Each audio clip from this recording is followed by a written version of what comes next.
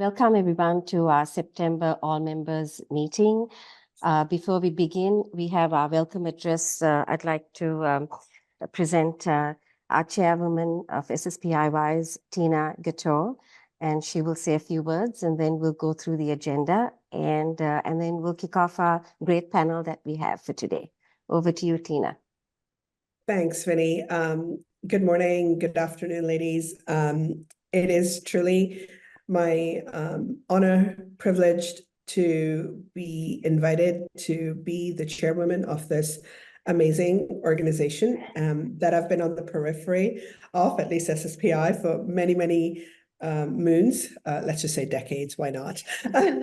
So been around for a while, and taking on this role for me was a huge responsibility, because I think it's important to give back as a woman who's had some luck along the way in terms of being able to access opportunities. That's always a key. We're all talented, we can do the jobs, but getting access to those opportunities can sometimes become a challenge. So my goal and vision for this organization, where I can help, is lend a voice, work with the working groups on some creative ideas on how we bring more women into the fold, and highlight their careers, do the mentoring, market our capabilities. And so this is really an exciting journey for me at a personal level. But I'm hoping to get to meet many of you, and I'm pretty accessible, just maybe not via email because it gets buried. So any other way, WhatsApp, Signal, LinkedIn, I can pretty much access while I'm on, living on an airplane. So delighted to be with all of you, and I'm looking forward to this panel. Thank you. Thank you, Tina. And I'm going to open share my screen and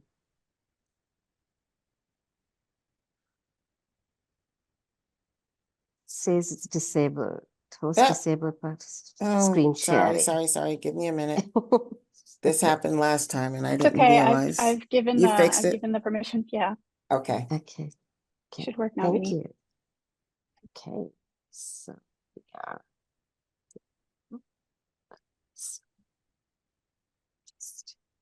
Can everyone see my screen? Not yet. Not yet.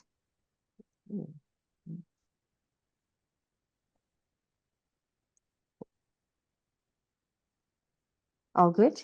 All good. Okay, thank you. So, Vinny, do you have any videos in there? Because if you don't, you should take off the optimized video. no, I don't. So how do I do that? There's no videos. Stop sharing and reshare, but check that you don't have it optimized for video or sound. Okay. I don't think I have it. Okay. Yeah, it doesn't. It doesn't show it as checked, those check boxes. Okay, let's try it again. It's just you had big gray boxes in the way. Okay, let's go again. Let's see what happens.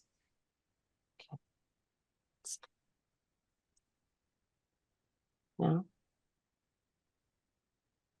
Now does that work? No. No. Yeah, so if you put your if you can put your, well, okay, yeah, what you need to do is minimize your minimize the videos. So make that just like not there.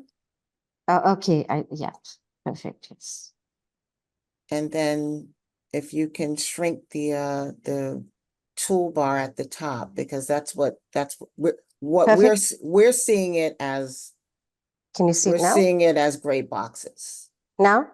Yeah, it's still there. It's not PowerPoint, it's Zoom. Your Zoom controls are showing as overlays. So if you can just make those things smaller and move them out the way, that'll be helpful. Okay. Yeah. I'm sorry. Technology, yes. Can you see it now? Is it still showing? Yes. Okay. All right. Let's try again. How about that? No? Yeah, you want me to share instead? Please, if you can do that. Let's do it yes. that way. I don't, yes, please. I'm sorry. Yeah, thank you. Okay, hold on. Let me open the slideshow from the beginning. Make this smaller. I apologize. Yeah. No worries. I haven't been able to figure out why that happens sometimes. I got it to work for me, but anyway, here we are. Is that better? Can you good. see? Yes, I can. Okay. Yes. Thank you. So I'd like to start off with our current today's event is presented by the STEM Outreach Working Group, and the topic is Pioneering Women in Space Tech, Innovation and Leadership Shaping the Future of the Space Industry. The panelists will share their professional journeys, insights, and how software innovations are driving the future of space missions and the ways women are leading advancements in satellite technology. Pioneering Women in Space Tech is part of the Digital Space Campaign and is underwritten by Hughes. SSPI-WISE is grateful for the support of Hughes, an EcoStar company, River Advisors, and Neuron. So before we commence the panel, there are a few announcements I'd like to make. And if, Tamara, can you just go down? I have some slides where I have the next one, where we have news. Okay, yes, we have news. So thank you. SSPI-WISE is thrilled to announce that one of our mentors, Joan Tang Mancuso, has been named SSPI's 2024 Mentor of the Year. Joan is being awarded for the attention, support, wisdom, and guidance she's provided to young professionals and colleagues throughout and after her career in the industry. So we'd like to congratulate Joan on achieving this award. Next slide, please.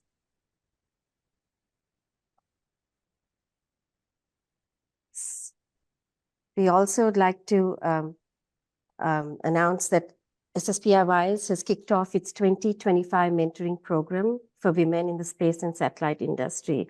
This is a great program, and I have been in the program for the past 3 years since its inception and have benefited tremendously learning from brilliant women in the industry. So I'd really encourage those of you who are looking to join a mentorship program, please do sign up. I will place the applications at the links to the mentor and mentee applications in the chat after I complete my introduction.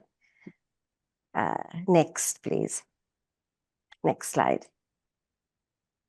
We also have SSPI-WISE STEM Outreach is proud to partner with Sat News to offer 2 exciting opportunities to attend Silicon Valley Space Week 2024 from October 21st to 24th at the Computer History Museum in Mountain View, California. I will also place the application links, at least the link in the chat as well. So please spread the word, and if you would like to participate, please do so. And the deadline is tomorrow. So I don't know whether the STEM would be, they may extend the application, the deadline, but as of now, tomorrow is the last day to apply. And we also probably will extend the deadline. Okay, sounds good. You let us know, and then we can, and we've also the mentoring program and the STEM Outreach Scholarship. We have it on all our social media platforms as well. So you can go on LinkedIn, X, Threads, and Instagram. So it's all posted as well on our social media platforms. And lastly, we have our October, if you could, Tamara, go back to the agenda, please. We have dates for our October, November, and December. We have our 4th year anniversary celebrations. So if you would just take note of those dates and join us, please. And now I will turn you over to Audrey from STEM outreach to introduce the panelist. Thank you. Right. So I will introduce our moderator, which is Dr. Heidi White, and then she will introduce you to our panelists.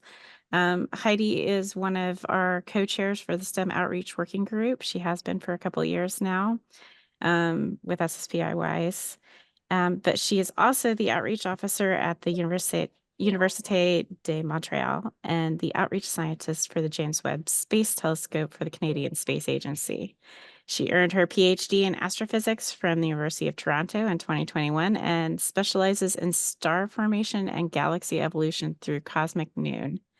She's very passionate about science communication. She co-founded the Pan-African School for Emerging Astronomers, or PASEA. And she also founded the Beyond the Stars organization, which works to preserve Indigenous sky knowledges. Dr. White is a frequent science expert in Canadian media, as well as host for several globally distributed TV series. Her commitment to outreach is rooted in her belief that every individual should have access to education and the profound impact science communication can have on inspiring future generations. So I will turn it over to you, Heidi, and you can introduce the panelists. Okay. Thank you, Audrey. I am pleased to see such an incredible audience here on Zoom. I'm very excited for today's panel, today's discussion. We have three fantastic ladies joining us here today. I'm going to go one by one to introduce them. So the first of which is Zoe-Jerusha Beepat. Zoe earned her Bachelor's of Science in Computer Engineering from the Rochester Institute of Technology, where she was a member of the Student Rocketry Club that competed in the Spaceport America International Competition. For her final project, she designed a satellite tracking system. Very cool. After graduating, she joined Kythera Space Solutions as a backend software developer working on autonomous resource allocation software for private satellite operators and digitizing processes for public consumers. So hello, Zoe. Thank you for joining us today. Our next panelist is Vaishali Sesha. Vaishali has been a key figure in satellite communications for nearly 3 decades. She joined Hughes in 1996 with a degree in computer science and management systems from India and started her career as a system test engineer working on the first generation of VSAT terminals for consumer internet. Over the years, she has played a pivotal role in developing innovative satellite communication products across various industries, including retail, oil and gas, and government. And today, Vaishali is part of the team developing products and services for the Hughes Jupiter satellite system, which delivers high-performance solutions for enterprise customers in both domestic and international markets. So hello, let's all welcome Vaishali. And then next we have Kidsan Barnes. Kidsan Barnes is the distinguished leader in the satellite communications and cruise connectivity industries. She currently serves as the Senior Vice President of Cruise and Ferry at Neuron. With a career marked by innovation and strategic vision, Kidsan has played a pivotal role in driving growth and transformation within her sector. Kidsan's leadership philosophy centers on strategic intent, mental clarity, and the joy of leading. Her contributions have not gone unnoticed. She was honored on the South Florida Business Journal's 40 Under 40 list, recognizing her significant impact in her industry, the economy, and community, and also recognized on their influential businesswomen's list for 2022. Under her leadership, Neuron's Cruise and Ferry division has seen remarkable advancements, solidifying its position as a leader in the fast-evolving world of satellite communications. Her dedication to excellence and philanthropic contributions have seen her voluntary board role, or is seen in her voluntary board roles for both SSPI and the Florida International University, where she gained her executive MBA. So thank you, the three of you, for joining us here today. I want to appreciate your presence and my gratitude for providing your time here today. I'm excited to hear your responses to the questions that I've drafted. Maybe because of time, we could sort of jump right into it if everyone is okay with that. So the first question I have for the panel here today Could you each share what initially drew you to the space and satellite industries, and how your background in technology or software development, whatever your background is, business, influenced your career path? When you jump in, you can jump in, whoever feels like. I'll jump in. Hey, thank you for the great intro, and happy to be on the panel with you guys.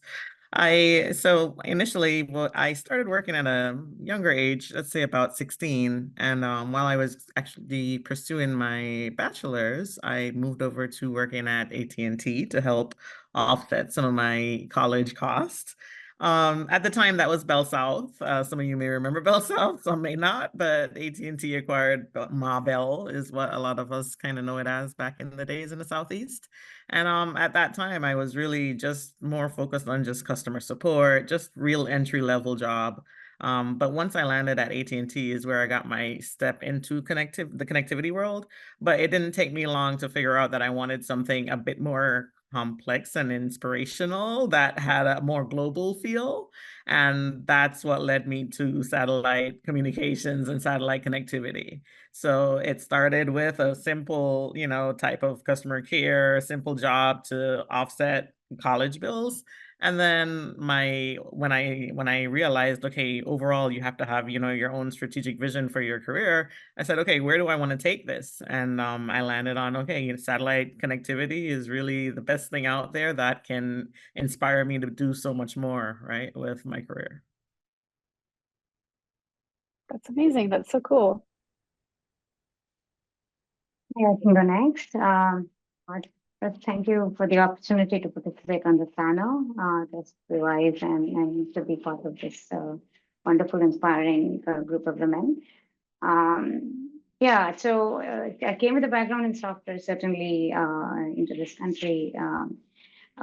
Was looking for a place where I could, continue to foster that, interest in software engineering and learn and grow along the way. Hughes was, one of the big employers in this area. I came here, it was a diverse workplace, and I could see myself fit right in and build on those core competencies that I had. As you introduced me, Dr. White, I started off with, working on this consumer internet product, where in the first one of those. And, it was quite a shift from application software development, because it involved integrating hardware, operating systems, an entirely new domain. Went on to take some courses in satellite communications, networking, related topics to develop those skills. And then just working alongside a brilliant group of designers, innovators, and engineers, and the opportunity to influence it kind of got me hooked on to this line of work and technology particularly, and hence I continue to be in this space. And I guess there is also can't deny the role of this geeky curiosity to learn more about this emerging technology and the wow factor to some degree. And problem solving, and there is always something new each day to learn and grow. Yeah, that's my background. Thank you. Thank you. Hi, everyone. I'm Zoe. It's so great to be here with you all. One of the things that initially drew me to the satellite industry was the problem space. I saw that it's limited in terms of computing power, in terms of space, like physical space, and in terms of having to be autonomous. And that's what initially drew me in to things like rocketry and satellite tracking. Right now, I'm working on a slightly different section because I have a computer engineering background, and I think that's actually part of what kind of pushed me or brought me towards the software-defined satellite section of the industry. So that's software that's on the ground. It's not quite the same problem space, but it still is really complex and very exciting. Definitely requires a lot of forethought, and it's challenging and it's exciting. So that's how I got here. Thank you. I think it's so lovely to hear these responses because it shows the sort of diverse paths people can take to the same industry, especially for those that are sort of either very early career, they're sort of at the university level. It's lovely to hear that there's so many ways to enter this incredible industry. And it's, like you said, Vaishali, curiosity. I think that is the common thread here. You're both curious, or your three of you are all curious, ambitious, excited about what's happening, and it sort of guides you towards this destination, which is really cool. So for the next question I have, looking back on your career, was there a particular project or milestone? So sort of thinking about like checkpoints along your career that significantly impacted your trajectory in the space and satellite industry, and how did this shape your professional growth?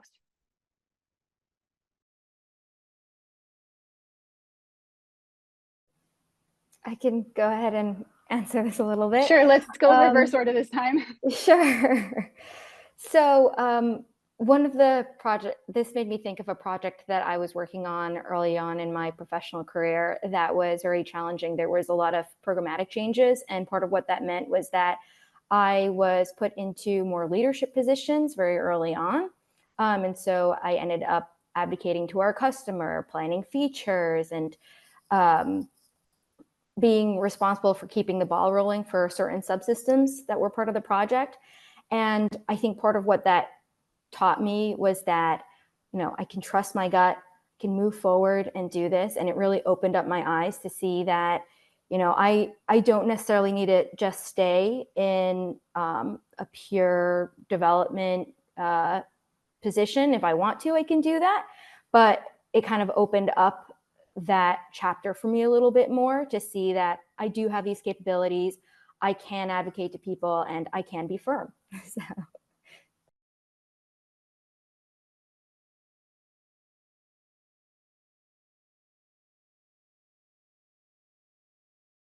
I can certainly follow Zoe here. Yeah, I would say, you know, it's amazing how we have similar journeys and we can draw parallels. I had a great, I've always enjoyed, you know, I think this is again, you know, I think Sheena spoke to opportunities and mentoring. Having a great mentor early on in the career is such a good place to start off of, and to see strong leaders, you know, I mean, who don't just give you technical guidance and share their expertise, but you watch how they lead. And that kind of, you know, inspires you to take on roles that are not something, like no longer a cubby hole into doing a certain, you know, just looking, I started off as a test engineer. I wasn't just looking at software testing alone as an isolated piece, but you get to, you know, witness, you know, product development, you know, engage, you know, have customer engagement, you know, look at the life cycle from, you know, from the, you know, point of designing, developing features and so on and so forth, that factor in other aspects of the business, which we don't necessarily always think about: manufacturing, sales, and field support, operational efficiency, name it. And there is a whole gamut of stuff that influence our decisions, even while designing a feature or implementing that feature. So I think all those certainly help, you know, not just reinforce the interest in the technology and the industry, but also opened up very many avenues to kind of, you know, explore for myself. And having, you know, that encouragement, you know, mentoring and encouragement from the leadership team, that was key. And yeah, I think that is what I would say was kind of pivotal, you know, pivotal moment to do, you know, what I have continued to do in the 20 plus years here. Yes.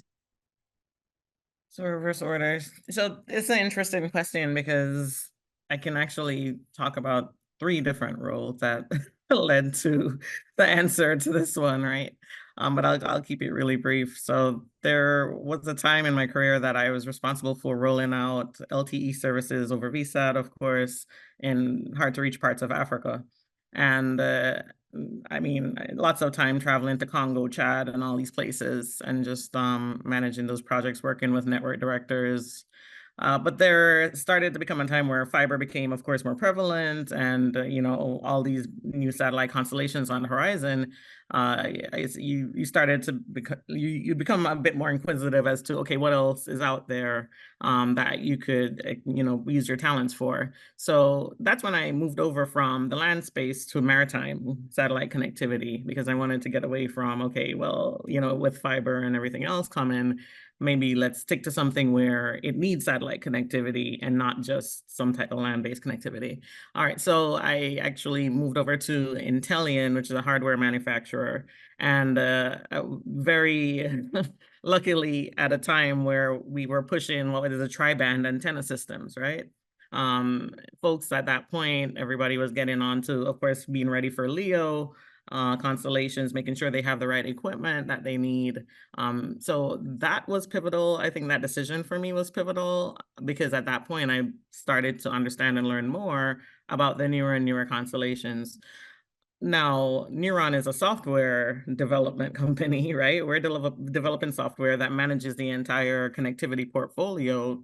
And my time that I spent learning about all the different constellations at the hardware company is what actually gave me the information I needed to work now in the software space, right? So I think all three of those roles were critical to bringing me where I am now, because had I not had the push, not being comfortable being in a space where fiber and additional options were becoming prevalent, I would have never moved over to maritime. And had I not had that exposure to hardware with tri-band functionality, I would have never been able to understand software that can make absolutely anything work, right? So all of those set the stage for different paths for me. Yeah. Yeah, that's really inspiring. I love hearing about the different things that have influenced the trajectory for you three. For example, Vaishali talking about mentorship and how important that is. I think that is almost universal, right? I think especially when you're in spaces where there's less representation. The next question is kind of related to that. Mentorship is so important. And then also, Kidsan, the idea that being able to step out of spaces and take on different roles, it gives you all these different perspectives that you can kind of that you can use to, it lets you see new things. And then all of a sudden you get inspired to work in different sectors. So it's really cool. My next question is, in a field that is often male dominated, what have been some of the unique challenges? So this is space and satellite industry, although I can also speak for physics as well. What have been some of the unique challenges you've faced as a woman in space tech, and how did you overcome them? And I would also invite you, if you're comfortable, to also talk about, you can also touch on intersectionality and other identities, and maybe how that's also, presented some challenges.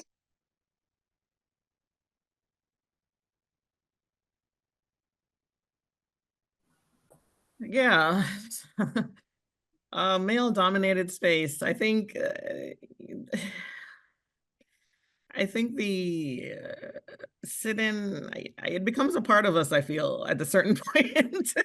I really don't know how to really answer this question, because it's such a part of our day-to-day lives, which is not, it's not really ideally what we want. We would like to see more representation, but it has become, I guess, a bit of the norm. So it's hard to really discuss how you feel about it, because now it's just a part of what you do and what you're used to.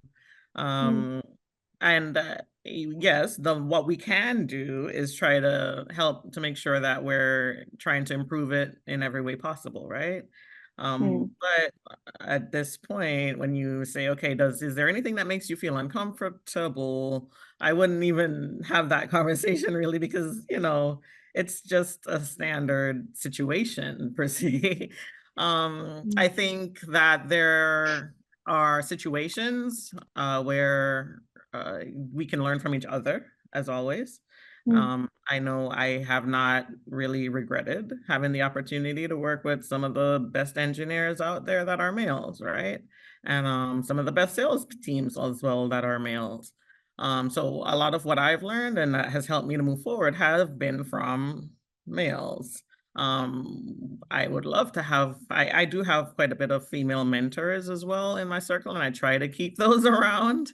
And I'm trying to be one myself, but I couldn't give any real answer to your question there other than let's try to continue to change and improve on the balance that exists today, right? Because it is a problem.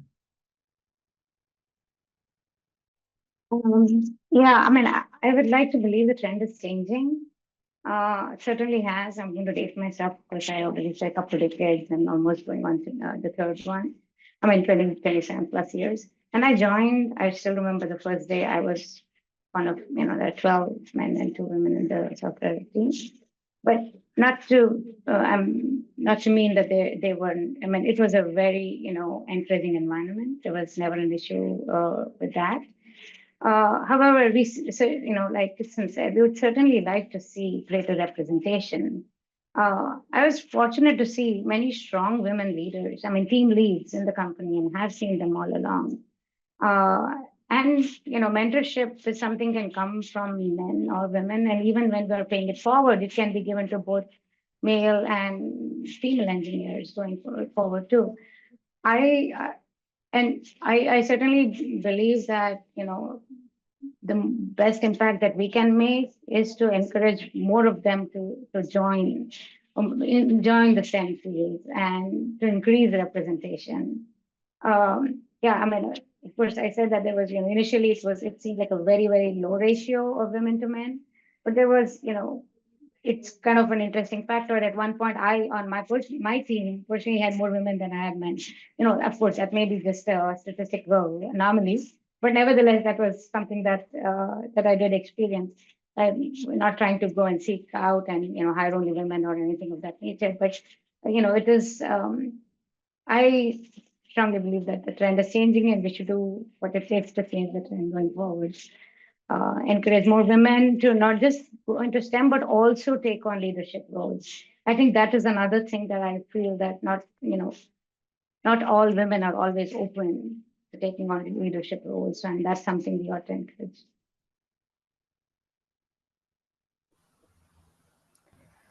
So this was an interesting question for me. I actually do feel like I've noticed bias in different parts of my life when I was younger, now, especially in such a male-dominated industry with a stereotype for, men are technical or they do math. And sometimes it can be easy to focus on that a lot, but that's counterproductive in some ways. So I just try to focus on, all right, how do I deal with this, or keep doing what I'm doing. One of the things that I feel is important is making a strong first impression. Something I've noticed personally is that people have a tendency to, unfortunately, people have a tendency to want to categorize women as either really smart or skating along. And even though I reject the idea of there only being these two options, there's a lot of options in between. I want people to respect what I have to say, and a lot of that, gaining that respect means making a strong first impression. So to me, I think that's important as a woman and as a person of color. And the next comment I wanted to make is actually reframing this a little bit, as opposed to just thinking about like what obstacles do I have to overcome. There's always going to be obstacles to overcome. It's part of the job, part of the identity. Is also how can we in some ways sidestep or reduce the effect of these obstacles. And so there's 2 ways I was thinking about what I've been doing, what I have done or done recently in order to sidestep some of it. It's kind of a work smarter, not always, maybe harder also, but also working smarter idea. So one is like outsourcing, or not outsourcing, but delegating jobs. So when I've identified people who I feel are not going to listen to me or going to draw out a request for weeks or months, when I know that a male coworker will be given respect and will have their request fulfilled. I have coworkers who I trust, who I know respect me, And I tell them, hey, I want you to deal with this person, or I want you to mentor this co-op, or, you know, can carry out this work. And it honestly saves time. I'm not here to argue with somebody. I'm not here to prove something to other people. I'm here to get work done. And if it's going to be done faster by having a coworker do that, then that's how it'll work. And if I'm in a leadership position, then I have that capability. So that's one thing that I found helpful. And another thing is when deciding to switch teams or move to a different company, really asking myself questions of, are women valued and respected in this company? Because at the end of the day, you can be smart, you can be hardworking, but if people don't recognize your work, then if they're biased, then they simply won't recognize it. And that limits your career. Your career can plateau from that. And I think that it's important to ask yourself questions like, kind of like Vaishali has mentioned before, are there women already working at this company? Are they technical? Because there's also this idea that women can only be in managerial, like fluffy positions, which both positions are fine. All types of positions are fine. And are they in positions of power? Are they, trusted to have large responsibilities? And so these are things that I feel can help also make our lives easier and are important to look out for, just so we're not constantly on an even harder uphill battle than it already is. Yeah, that's fantastic. I love that you provided examples of strategies you've used over the years to kind of help navigate these spaces where there is less representation. And I love the idea of turning the question on its head and defocusing challenges that might have arisen as a result of being a female in a male-dominated space, and even thinking about, like, what uniquely can I bring to the table, or have I brought to the table, whether it be conversations, negotiations, technical work, like what uniquely does the female experience bring to the table? If any of you want to touch on that as well, you can feel free to jump in right now. Otherwise, we'll kick over to the next question. Empathy is always, we consistently bring empathy, more empathy than our male colleagues, right? I don't think that's really much of a debate. So I think when in leadership roles and understanding, employee morale and driving even customer satisfaction roles, and the core of a lot of what we do, especially with when you talk about $1 million contracts, millions and millions of dollar contracts, right? Understanding customer temperature, really understanding what's going on. Like, that is at the core of everything that a female in a leadership position in tech stands at, right? So I think we bring a true value there.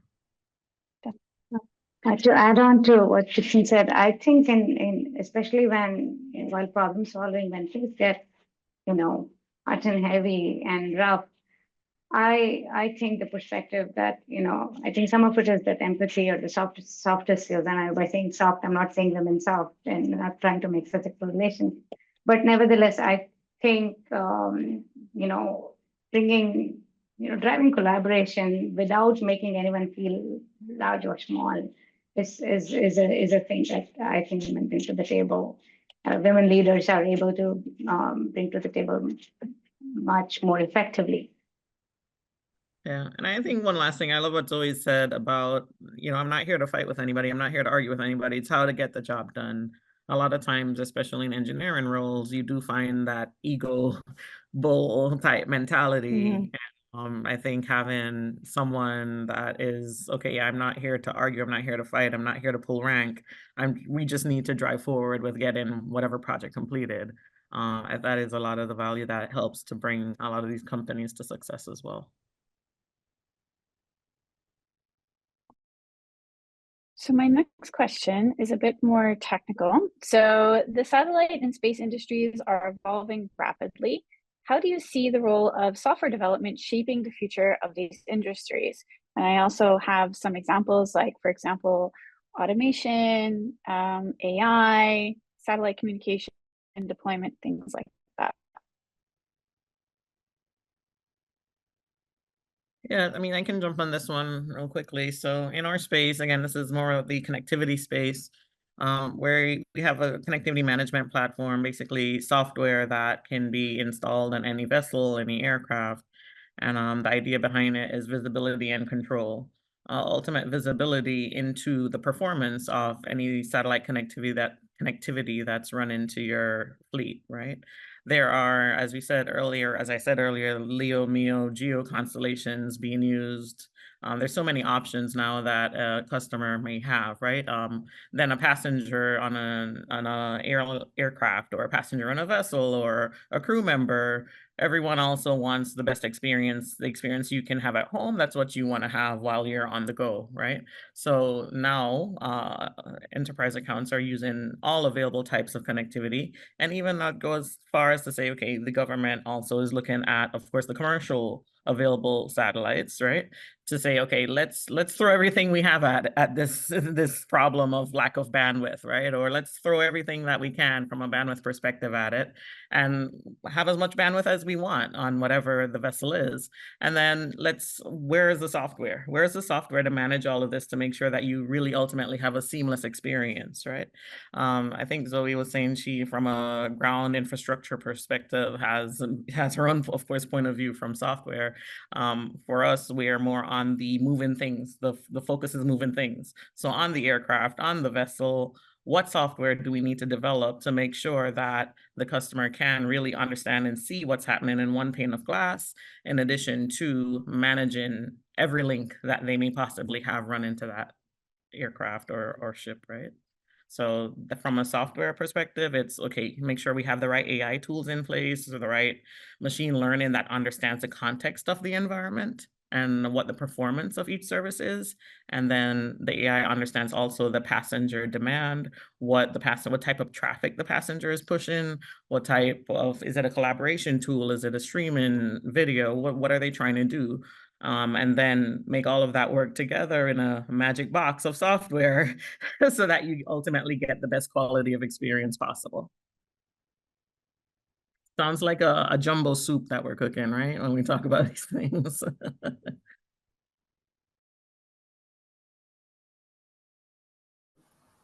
I feel like one of the ways that the industry will be evolving, considering considering software-defined satellites and the role of software development, is that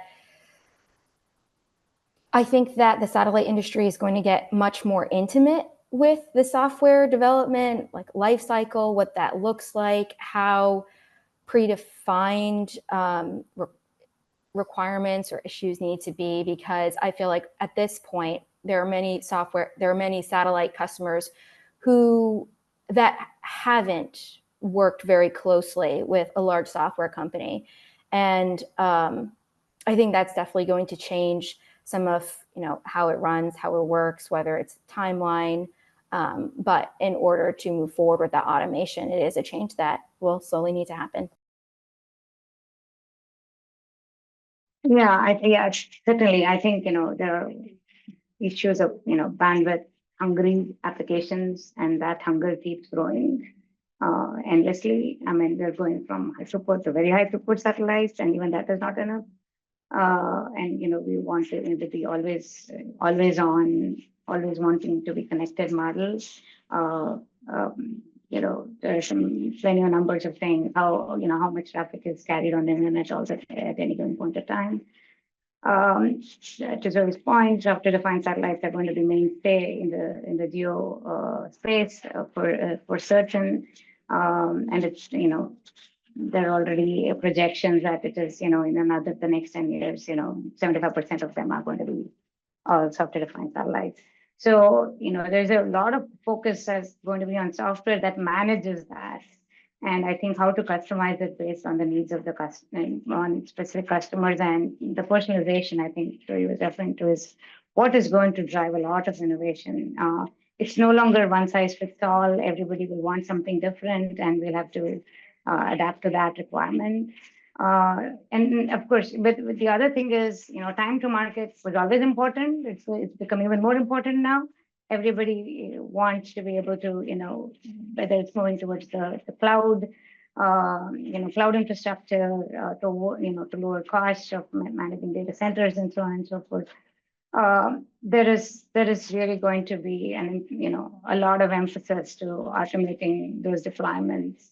So you can have like streamlined data operation, have everything ready to go. I think there is always a sense of urgency. Nobody wants to wait. For definitely, no delayed gratification in any part of our lives. So yeah, that is, I think, what is going to drive it. I mean, there is, from a software process standpoint, of course, there is going to be, we are going to look to incorporate AI, generative AI, where it is truly going to make a difference. Something we hear a lot, of course, I mean, it is going to be, we are going to embrace it slowly, but surely, I'm pretty sure. We are going to, I mean, I think the industry is going to look at, process automation as a way to, from an efficiency standpoint, more than anything, intelligent automation and all those are areas that we are going to be looking at, not purely from a technical standpoint, but also on the business processes. Yeah, that's what I think if we have a glass to look into, a crystal ball to look into. Thank you very much. So now we have about 15 minutes left of the session. I kind of want to open the floor up to the audience. So those that are watching us here today, if you want to pop in the chat, any questions you might have for our panelists, I have it open and I'm monitoring. You can feel free to just type them in there, and I'll make sure that the panelists hear it.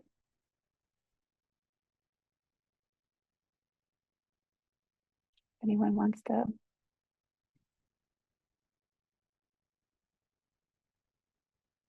Give it a bit of a minute. Okay, so Elizabeth Stanley says, I'm particularly interested, these are great questions and responses. I'm particularly interested in Zoe's comment about embracing the software development lifecycle. Do you currently see DevSecOps now? Thank you for the question. And I'm sorry for this, but what do you mean by DevSecOps?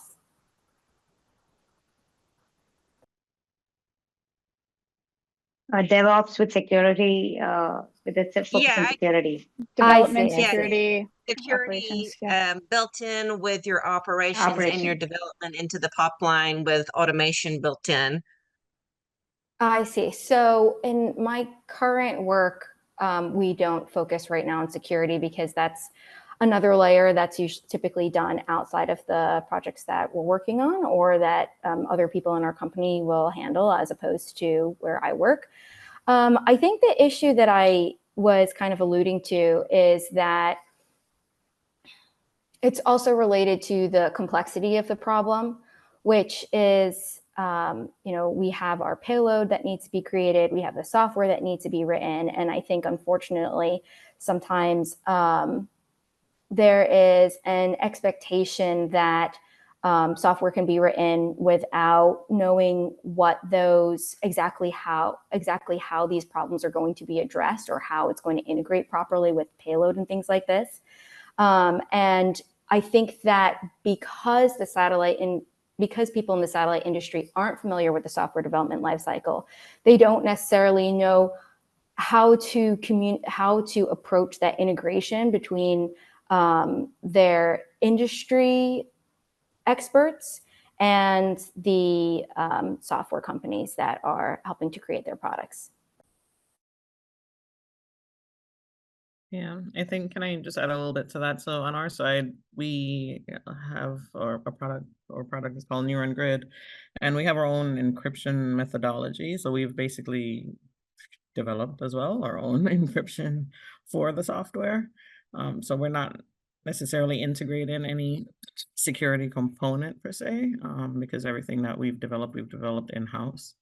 But it is, of course, a part of the overall life cycle of the product, but it's more something that's done in-house, developed and upgraded and updated and pen tested for every customer that we need to get into, etc.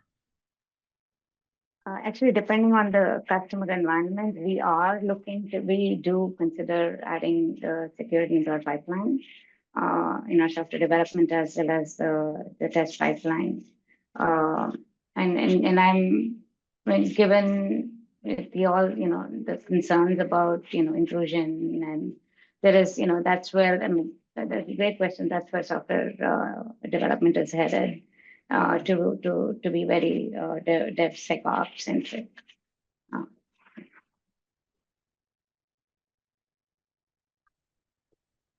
Tamara has asked, a question I have is if software-defined services are a portal in for more women, or is software generally still very male-dominated? I would say it still is very generally male dominated. I don't think there's any magic portal, right? My direct answer.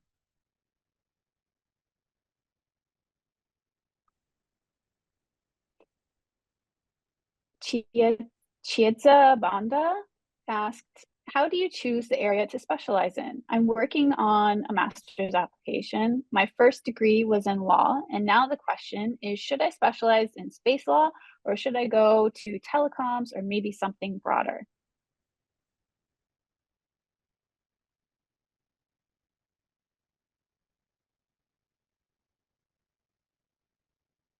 I would say broader. But this is everybody here may have a different opinion on the answer to this question. I don't think this is a direct answer. I mean, I tend to always veer to the side of general. I mean, then as you get more exposure, then determine where you want to hone in. But that's my opinion. That's coming from somebody that never studied to be an engineer, guys. So talk to the engineer. Talk to the engineers and see. It just depends on really what you're looking for and what what you want your career to look like in 5, 10, 15, 20 years, I think, right? And then you can start plotting that path. That's my 2 cents. I'll give Vaishali and Zoe for theirs. Maybe a bit dated, but I feel I think there's no such thing as lost opportunity when we're learning, or we spend time to learn something. I think there is always a connection we're going to be able to find. If there is law, there is a lot of regulatory law in the space industry that they could consider pursuing. Yeah, patent law. I mean, that's another area which is very important to the commercial space. Yeah, I mean, I know it's a personal decision, but yeah, I'm one of those who believe in lifelong learning and with a growth mindset. But I do understand there are also issues of wanting to be a contributing member of society. We would like to quickly get into that space and not spend several years in college. Yeah, I think I would somewhat echo those answers that were already given. And I feel like, it's kind of hard to answer the question without really understanding or for us, it might be hard to answer the question without understanding what you're drawn to. And I think that being excited by the topic is very important. I know you can't really know until you start, but wherever you feel most excited by is probably a good place to start, and take it easy and know that it's okay to not be 100% confident in your decision. It's just, you go with the information that you have at this moment. Yeah, I think that, again, that idea of following your curiosity, follow your passion, those types of things, they sort of never lead you wrong, right? It's good to have those as like a North Star. Kim E. Degnan asked, is AI male dominated? Is that space also male dominated?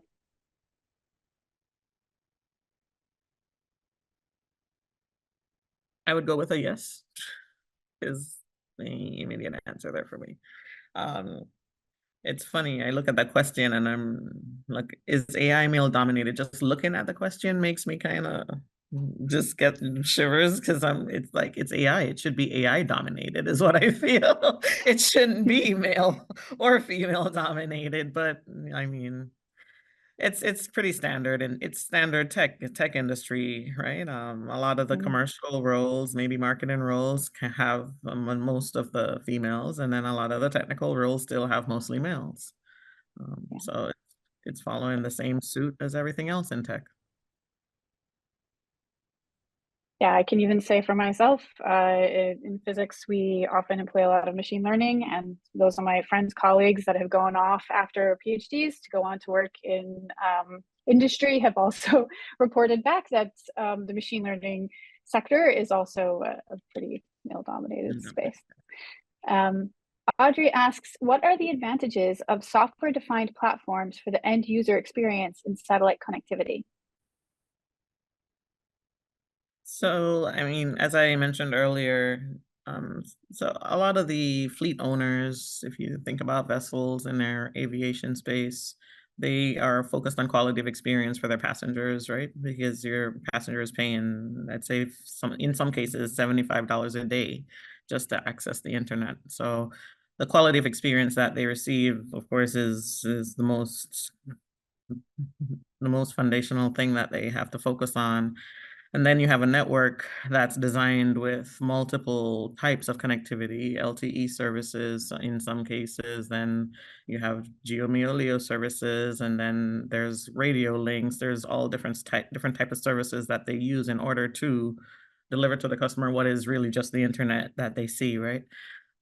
So a software-defined platform helps to ensure that at any given time, the quality of experience that that customer has is visible, number one, to the fleet owner, and it can be managed and controlled remotely for not one ship, but up to 20 ships, and based on the demand for each ship or each in the future case of aviation aircraft when they hopefully have multiple different options on board, right? So software helps to give that control that fleet owner may want to be able to say, okay, you know, let's change things up a bit, or use the AI to not change anything because AI will take care of it for you. Right? You no longer have to consistently watch your fleet to say, okay, add bandwidth, remove bandwidth, passenger demand has grown or passenger demand has decreased. You don't have to do all that anymore, and you don't have to request bandwidth changes to satellite operators. Now, basically, software management platforms can take care of all of that for you without anybody actually having to configure changes.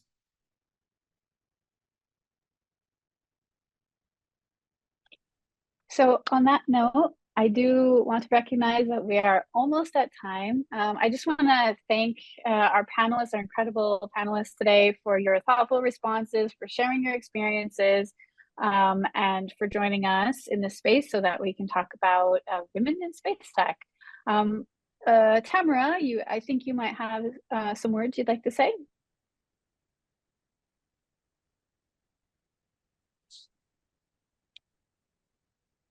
Okay, yes. Yes, I do. And yes, and let me just echo that this was a really fantastic panel. I'm really grateful for Heidi, for you being such an excellent moderator, and for all of our panelists who really gave us really great insights and STEM outreach. Thank you very, very much for pulling this together. This entire conversation is part of a larger campaign that SSPI is conducting. We're coming to the end of the campaign. The campaign was called Digital Space, and it was underwritten by Hughes. I think we have some folks from Hughes in this room, and so thank you to our sponsors for that campaign. The campaign has covered this conversation. It included the podcast series currently underway, of which Kidsan was our most recent interview. So if you haven't heard her, check her out. There is going to be a video that Hughes has underwritten that'll kind of dig into the space. There will be an issue of the Orbiter. So you can find all of this content about digital space and also current news reports about what's going on in the world. I've dropped the link in the chat, but it is sspi.org/digital space 2024. So that you can find out more. We do these topic campaigns from time to time. It's just an opportunity to really focus the industry on a really big topic and the interesting changes it's bringing to the industry. So we're really excited for you to take part in that campaign. We thank SSPI-WISE profoundly for contributing to the campaign. And with that, I think I'm going to let Vinny tell us goodbye. How's that? Yes. Thank you. Thanks, Tamra. Thank you. Once again, yes, thank you to the STEM Outreach Working Group for putting this excellent panel on. And Heidi, you a great moderator. And thank you to Zoe-Jerusha, Vaishali, and Kidsan. Your thoughtful insights and perspectives were truly impactful.